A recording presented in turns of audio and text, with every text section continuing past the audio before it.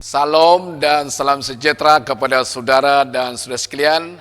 Apa kabar semua yang ada di rumah masing-masing pada saat ini?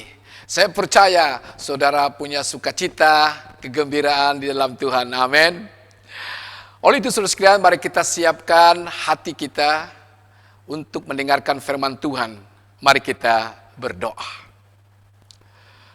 Bapa di sorga, Allah yang hidup, pada saat ini Tuhan, kami bersyukur kepadamu karena kami mempunyai kesempatan sekali lagi berkumpul bersama-sama, memuji dan mempermuliakan namamu, terutama sekali mendengarkan firman-Mu. Tolong Tuhan berbicara dengan kami dan penuhi kami saat ini dengan kemuliaan hadirat-Mu. Kiranya kami dipenuhi dengan firman-Mu ya Tuhan. Kami menyebut kuasa Roh Kudus-Mu Tuhan hadir, agar di dalamnya kami mempunyai damai saat kami mendengar firman-Mu ya Tuhan. Oleh itu Tuhan, berbicaralah Engkau kepada kami, karena kami sudah siap untuk mendengar. Di dalam nama Tuhan Yesus, penyelamat kami yang hidup, kami sudah berdoa dan mengucap syukur. Semua katakan, amin. Saudara dan saudara sekalian, setelah kita mendengar pembacaan firman Tuhan, dalam Matius pasal 25, ayat 1 sehingga 13, maka tema khotbah pada saat ini yaitu tidak membiarkan pelita padam. Bersama dengan saya, tidak membiarkan pelita padam. Saudara dan saudara sekalian, Tuhan Yesus memberi perumpamaan dari kebiasaan di Israel menjelang jamuan perkawinan. Menurut adat Israel atau Yahudi, pengantin lelaki dan pengantin perempuan akan bersama masuk ke tempat perjamuan atau tempat pesta perkawinan mereka. Gadis-gadis atau wanita-wanita yang masih muda atau masih bujang, mereka bersiap sedia menyambut pengantin dengan membawa peleta atau obor. Selalunya proses ini berlangsung pada waktu malam. Terkadang ada perbincangan di antara pihak lelaki dan pihak perempuan mengenai berian atau mas kawin. Dan perbincangan itu kadang-kadang berlarutan sehingga gadis-gadis yang menunggu pengantin lelaki dan perempuan itu tiba ke tempat jamuan tidak dapat mengagak atau tidak dapat mengetahui bila ketibaan mereka. Kadang cepat, kadang lambat. Tetapi saudara sekalian, penting sekali kita ketahui bahwa tugas gadis-gadis ini adalah bersiap sedia dengan pelita atau obor sehingga pengantin itu tiba. Mereka menyalakan pelita atau obor untuk menyambut ketibaan pengantin dan menerangi jalan pengantin menuju ke tempat pesta atau jamuan kawin itu. Kalau kita melihat dalam Matius pasal 25 ayat 3 mengatakan, 5 orang gadis yang kurang bijak membawa pelita tetapi tidak membawa minyak tambahan. Saudara dan saudara sekalian, mari kita renungkan ayat ini. Ada 5 orang gadis bersiap sedia menyambut pengantin datang. Namun mereka tidak mencelupkan kain pelita dengan minyak terlebih dahulu. Oleh itu, apakah gunanya pelita tanpa minyak? Dia hanya terbakar seketika, kemudian mati dan tidak berguna lagi. Apakah susah membawa pelita yang telah dicelupkan dengan minyak? Tidak. Apakah minyak itu berat sehingga pelita itu susah dibawa? Tidak. Mengapa mereka tidak membawa minyak? Sebab mereka kurang bijak. Sama dengan orang-orang Yahudi yang mementingkan segala tata cara agama yang kering dan mati sebab tidak ada iman kepada Kristus. Mereka benar-benar seperti pelita yang tiada minyak. Pelita tanpa minyak kelihatannya sama dengan pelita yang biasa yang ada minyak. Tetapi kita akan ketahui ketika dinyalakan dengan api, pelita itu tidak menyala dengan baik. Ia hanya terbakar seketika, kemudian padam. Saudara dan saudara sekalian, pelita yang mempunyai minyak, ketika dinyalakan, segera menyala dan menerangi jalan yang dituju. Secara jasmani, semua kita dituntut oleh gereja. Kita melakukan upacara-upacara keagamaan, tetapi tidak mempunyai iman kepada Allah. Perhatikan saudara sekalian, pemimpin-pemimpin agama Yahudi. Siapakah yang sama seperti orang-orang Farisi? Orang-orang Farisi menghafal seluruh kitab Taurat. Mereka melaksanakan dengan tegas tradisi Yahudi. Mereka menolak menjadi sama dengan dunia ini. Mereka dengan tegas menjalankan semua upacara-upacara keagamaan mereka. Mereka berpuasa 2 kali seminggu. Namun mereka sama seperti pelita tanpa minyak. Mereka tidak mengenal Tuhan. Dan tidak mengenal Mesias atau penyelamat itu. Saudara dan saudara sekalian pada saat ini, apakah kita sebagai orang Kristen, apakah kita sebagai umat Tuhan yang hanya punya pelita namun tidak punya minyak dan tidak mempunyai nyala yang menerangi kehidupan kita? Oleh itu saudara sekalian, poin yang pertama, pelita tetap menyala. Saudara, ketika Samuel mengurapi Daud dengan minyak, Roh Kudus turun ke atas dia. Roh Kudus yang berada di dalam gadis-gadis itu mencerminkan kualiti persiapan mereka. Roh Kudus tidak pernah meninggalkan kita. Mungkin dosa kita memadamkan Roh Kudus atau mendukakan Roh Kudus. Dosa selalu mempengaruhi, memberi kesan dengan hubungan kita dengan Allah. Roh Kudus mendiami Raja Saul, namun kemudian meninggalkan dia. 1 Samuel pasal 16 ayat 14 mengatakan, Roh Tuhan meninggalkan Raja Saul, dan baginda disiksa oleh roh jahat yang disuruh oleh Tuhan. Dosa atau kejahatan kita menghalangi persekutuan kita dengan Allah dan memadamkan pekerjaan Roh Kudus dalam kehidupan kita. Itu sebabnya kita perlu mengakui dosa-dosa kita kepada Allah. 1 Yohanes pasal 1 ayat 9 mengatakan, tetapi jika kita mengaku dosa kita kepada Allah, Dia akan menepati janjinya dan melakukan apa yang adil. Dia akan mengampuni dosa kita dan membersihkan kita daripada segala perbuatan yang salah. Saudara dan saudara sekalian, berjaga-jagalah supaya kita tidak jatuh ke dalam dosa terus-menerus. Mari kita membangunkan hubungan yang erat, yang intim dengan Allah, yaitu mempunyai minyak agar pelita tetap menyala. Imamat pasal 6 ayat 12 hingga 13 mengatakan, api di atas mezbah harus terus-menerus menyala dan tidak padam. Tiap-tiap pagi imam harus meletakkan kayu api di atas mezbah, menyusun korban untuk menyenangkan hati Tuhan di atas mezbah, dan membakar lemak daripada korban untuk memohon berkat Tuhan. Api di atas mezbah itu harus terus-menerus menyala dan tidak boleh padam.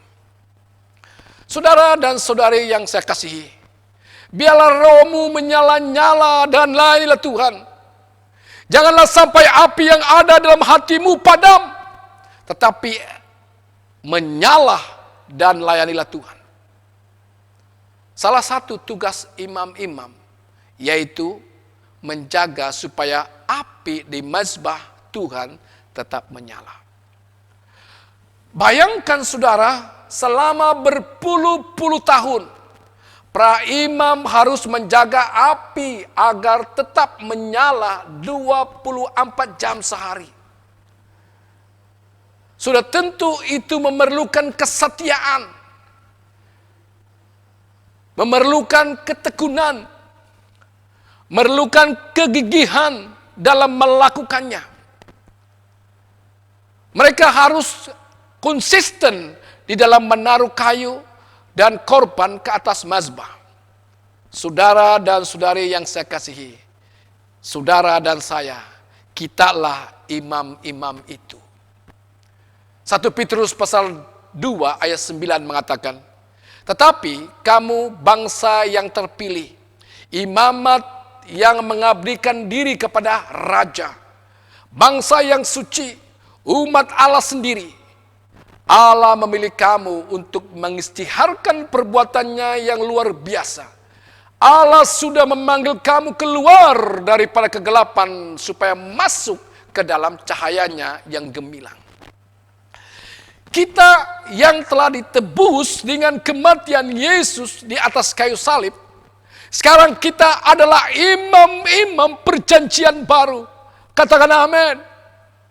Sekarang kita adalah imam-imam perjanjian baru.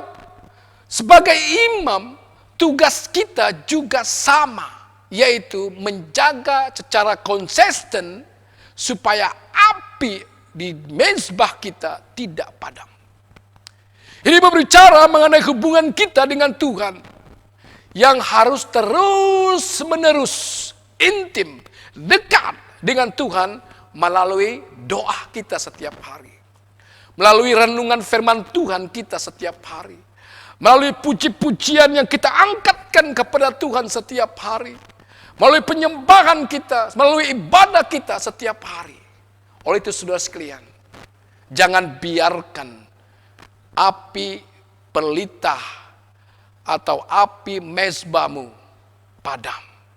Biarlah dia terus menyala dan menyala. Dan layanilah Tuhan. Katakan amin. Haleluya.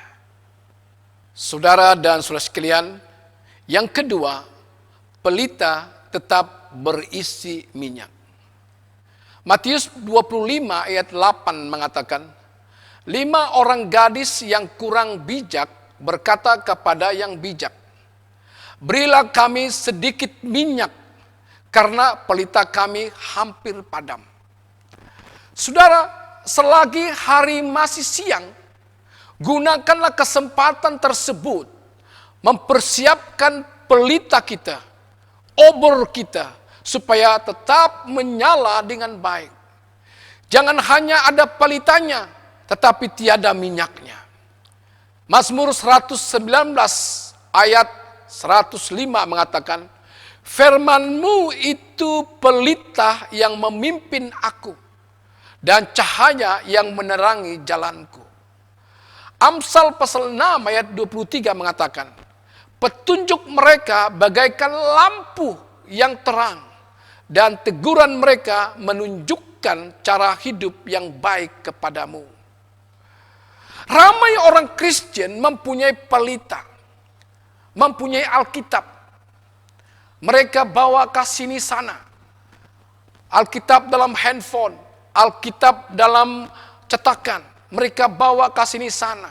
Mereka taruh di kabet, mereka taruh di katil, tetapi tidak pernah dibaca. Saudara, apakah gunanya kalau hanya membawa pelita, membawa Alkitab, namun tidak menyala, tidak bercahaya, tidak dibaca, tidak direnung, tidak dituruti, tidak ditaati? Pelita kita seharusnya tetap menyala sampai fajar menyingsing. 2 Petrus pasal 1 ayat 19 mengatakan, oleh itu kami lebih yakin lagi akan perkabaran yang diisytiharkan oleh nabi-nabi. Sebaliknya kamu perhatikan perkabaran itu. Karena perkabaran itu seperti pelita yang bersinar di tempat gelap sehingga fajar menyingsing. Dan cahaya bintang fajar bersinar di dalam hati kamu. Saudara, 5 gadis yang kurang bijak itu memang membawa pelita yang menyala, tetapi nyalanya hanya bertahan sampai tengah malam. Pada saat pengantin datang, pelitanya padam karena kehabisan minyak. 5 gadis yang kurang bijak ini meminta minyak kepada 5 gadis yang bijaksana itu. Gadis-gadis yang pandai itu bercadang supaya mereka pergi membeli minyak. Sebab mereka juga hanya membeli minyak cukup untuk mereka. Saudara, bagi kita untuk mendapatkan firman Tuhan, untuk mendapatkan Alkitab, harus membeli. Bukan dengan uang, tetapi membeli dengan segala pengorbanan kita. Membeli dengan waktu kita. Membeli dengan tenaga kita. Dengan mengabdikan perkara-perkara yang baik untuk Tuhan. Dan mengabaikan perkara-perkara duniawi untuk mendapatkan firman Tuhan. Bahkan kita harus beribadah. Kita harus bersembahyang. Kita harus datang ke rumah Tuhan. Inilah harganya untuk mendapatkan firman Tuhan. Amsal 23 ayat 23 mengatakan, ajaran yang benar, hikmat, pendidikan, dan pengertian, semua itu patut dibeli, tetapi terlalu berharga untuk dijual. Kalau sekarang kita tidak mau membeli firman Tuhan, kalau sekarang kita tidak mencari firman Tuhan, kalau sekarang kita tidak mau mentaati firman Tuhan, tidak mau membayar harga untuk mendapatkan firman Tuhan, nanti kita akan terlambat. Sebab akan terjadi kelaparan akan firman Tuhan, saudara. Dan sekalipun orang mencari, namun tidak akan mendapatnya di suatu hari kelak. Amos 8 ayat 11 hingga 12 mengatakan, masanya akan tiba apabila waktu mendatang kebuluran ke negeri ini. Orang akan lapar tetapi tidak lapar akan makanan. Orang akan dahaga tetapi tidak dahaga akan air. Mereka lapar dan dahaga akan perkabaran daripada Tuhan. Aku Tuhan Raja sudah berfirman. Orang akan mengembara dari laut mati ke laut tengah. Dan selanjutnya dari utara ke timur. Di merata-rata tempat mereka akan mencari perkabaran daripada Tuhan. Tetapi mereka tidak akan mendapatnya. Saudara dan saudara sekalian, seharusnya kita menjadikan minyak yang tidak pernah habis. Yaitu hidup yang selalu tersedia bagi pekerjaannya. Pelita kita seharusnya tetap menyala dan tidak akan padam. Lukas 12 ayat 35 sehingga 37 mengatakan, bersiap-siaplah untuk menghadap apa saja. Kamu harus senantiasa siap sedia dengan pelita yang menyala. Hendaklah kamu seperti hamba yang sedang menantikan tuan mereka balik daripada jamuan perkawinan. Apabila tuan itu balik dan mengetuk pintu, dengan segera mereka akan membuka pintu. Alangkah bahagianya hamba-hamba yang didapati berjaga dan siap sedia ketika Tuhan mereka kembali. Percayalah, Tuhan itu akan menanggalkan jubah dan menyuruh hamba-hambanya duduk lalu melayani mereka. Saudara dan saudara sekalian, jangan hanya kita ada pelita, jangan hanya kita ada obor, namun tidak ada minyak. Nyalanya hanya sementara. Tapi biarlah pelita Anda, pelita kita, obor kita tetap berisi minyak, supaya nyala iman kita, nyala kesaksian kita, nyala kehidupan kita akan bersinar dan tidak akan pernah padam, melainkan bercahaya, supaya setiap yang melihat kita akan memancar kasih karunia Tuhan, akan memancar kasih Tuhan, akan memancar firman Tuhan kepada setiap orang yang kita layani, yang kita hadapi. Amin, saudara. Oleh itu, saudara sekalian, 1 Korintus pasal 15 ayat 58 mengatakan, oleh itu saudara-saudara yang aku kasihi, hendaklah kamu teguh dan kukuh, hendaklah kamu rajin bekerja untuk Tuhan, karena kamu tahu bahwa semua yang kamu lakukan untuk Tuhan tidak sia-sia. Roma pasal 12 ayat 11 hingga 12 mengatakan, jangan malas, tetapi bekerjalah dengan rajin. Abdikanlah diri kepada Tuhan dengan semangat daripada Roh Allah. Karena kamu berharap kepada Tuhan, bersukacitalah, bersabarlah semasa mengalami kesusahan, dan berdoa senantiasa. Saudara dan saudari sekalian, kita perlu pekah dan bersiap sedia bergerak. Dia memimpin kita dan menunjukkan jalan bagi pertumbuhan dan kemenangan kita. Keintiman dengan Tuhan harus kita usahakan setiap waktu dalam kehidupan kita. Hati yang rela dan sepenuhnya mengasihi Tuhan setiap hari, sepanjang hidup kita. Bersedia melepaskan segala sesuatu demi memperolehi Tuhan, demi memperolehi firman Allah, demi memperolehi kehidupan yang kekal. Oleh itu, jangan lagi setengah hati mengikuti Tuhan. Jangan bersikap acuh tak acuh dalam mengikuti Tuhan, dalam melayani Tuhan. Letakkanlah seluruh pengharapan kepada kasih karunia yang Tuhan berikan demi keselamatan saudara, demi keselamatan kita. Jangan merasa cukup. Lakukan yang terbaik, yaitu menjadi pelayan-pelayan dan menjadi imam-imam kerajaan Allah yang terus bekerja dan berguna bagi memperluaskan pekerjaan Tuhan, memperluaskan pemberitaan firman Tuhan, memperluaskan Injil Tuhan. Jika kita mengaku sebagai orang-orang yang percaya dan menantikan Tuhan kembali untuk membawa kita ke tempat kemuliaan, seharusnya kita mempersiapkan diri sebaik-baiknya, sebab kita tahu bila Tuhan akan datang. Kita akan datang menjemput Tuhan. Namun saudara sekalian, semua kita tidak tahu bilakah Tuhan akan datang kepada kita. Tapi yang terpenting hari ini ialah saudara dan saya bersiap-siap menantikan kedatangan Tuhan sebagai pengantin menjemput kita. Amin, saudara. Mari kita berdoa.